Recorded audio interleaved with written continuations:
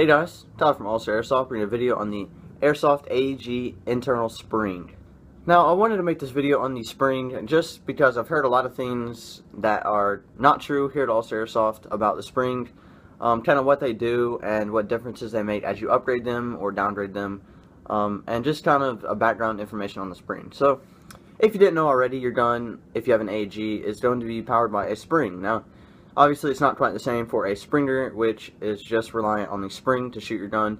But when you use a AEG, you're going to pull the trigger, motor's going to turn, the gears are going to turn, and pull back the piston, which is going to use the pressure of the spring to shoot the piston forward, and that is what causes the velocity of your gun to increase or decrease, depending on, lots of other things. So, just the spring itself, I do have a couple things I want to go over, just kind of what it is and what it means when you get into the higher of the density of the spring and the bigger the spring, the heavier the spring, things like that. So starting off with the low spring, so this spring itself is actually a just stock G&G spring that came out of a regular G&G combat machine, the rentals, if you can see them right there.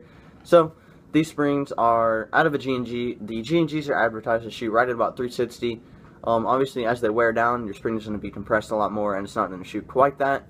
But with that, the G&G springs, I believe, are right at about M110 is what they kind of classify them as. If you're not sure what I mean by that, the M110 is kind of like the middle ground.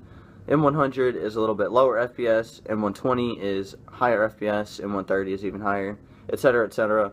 So this one, say, is a M110, but if I took this spring out of a G&G and put a M100 spring in it, what that would do is it would decrease the velocity, obviously, because the spring itself is a little bit softer.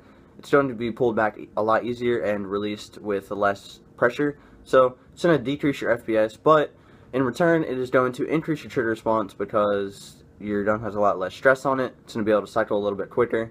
So obviously, the lower your spring gets, the lower your velocity is going to get, but also the higher of sort of the rate of fire that your gun's going to get, because the lower the spring, the less stress, your gun's going to shoot a little bit quicker. And vice versa, you can increase the spring and go to, say, an M110, where a gun should shoot at around 400 FPS, give or take a little bit. And your gun's going to be shooting a little bit slower, so you might eventually have to upgrade your motor if you're running on a stock G&G motor, say, for instance. And yeah, your gun's going to be shooting slower because it has a heavier load, and it's going to be harder for it to pull back the spring, harder for it to release the spring. And therefore your trigger response is going to be sort of declining as the higher your spring rate goes. So I just wanted to make this video just to kind of explain that. I've heard a lot of people say, just put a really heavy spring in it and your gun will shoot exactly the same, just fire a lot harder, obviously, but that is not entirely true. A lot of people kind of think that just a spring is going to not really make that big of a deal. It's just going to change your FPS, but that is not true at all. It's going to change your whole gun, the whole characteristics of everything, and really it's kind of one of the cheapest and easiest to do upgrades that is on the market, really.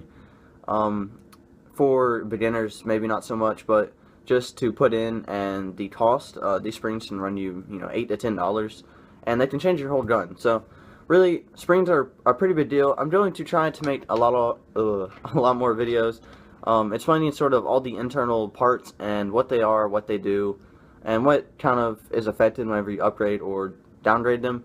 So if that's something you guys would be interested in, definitely let me know. Leave a comment down below and leave a like on this video. So thank you guys for watching this video on what a spring does and characteristics, whatnot. So thank you guys for watching. Tyler from Airsoft, signing out.